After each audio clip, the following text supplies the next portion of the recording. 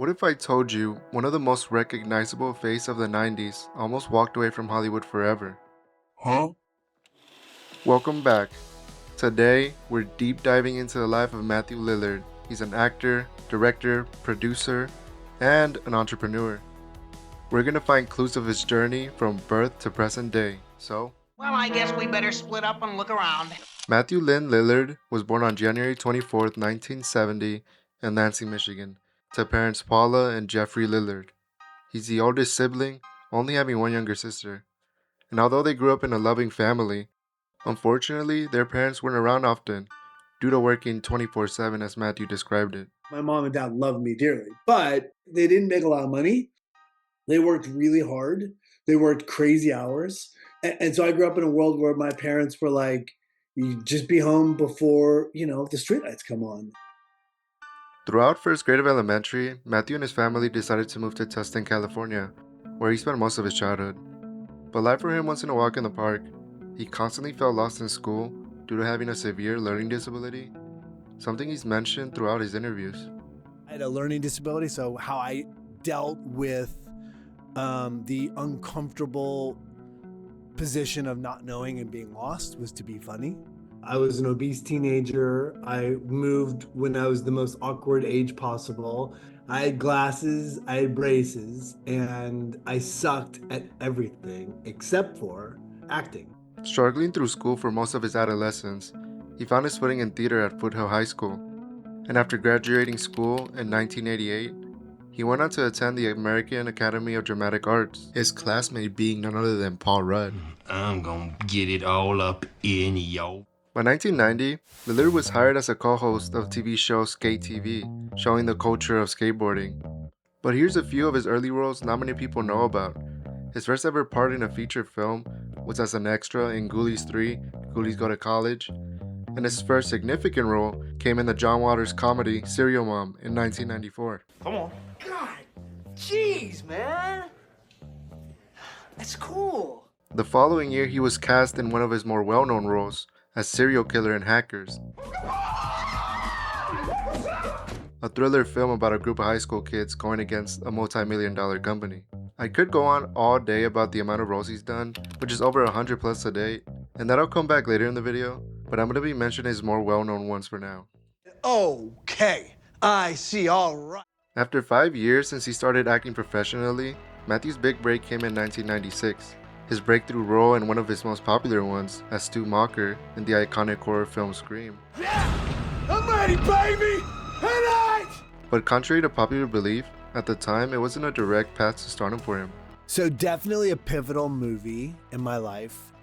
It changed a lot of people's trajectory. It did not change mine. It was not a moment in any way, shape, or form where all of a sudden I got any different attention. And that really sort of solidified for me. Now looking back, I was like, oh, I really wanted to be the number one on the call sheet in every movie ever done. And, it just never sort of went that way. So this idea of a breakout role, this idea of changing trajectory, in those early days of Scream, it didn't open up opportunities. 2 years later, in 1998, he played as Steve-O in SLL Punk. You gotta look at me and you gotta say, hey, buddy, why are you so mad? And I'll tell you. Then came 2002. Taking on the role of one of my personal favorite characters, Shaggy Rogers in the live-action Scooby-Doo. We don't go near any place with spooky, haunted, forbidden, or creepy in the name. Well, how'd you run it? It was a major commercial success, not just for him, but for the whole cast, which you might even see still doing work to this day. This isn't the first time there's been violence like this in Southport. You made it. I made it. But there was a massive risk no one realized other than Lillard.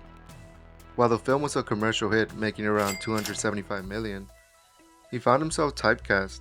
Studios mostly wanted him as the typical high-energy co-lead.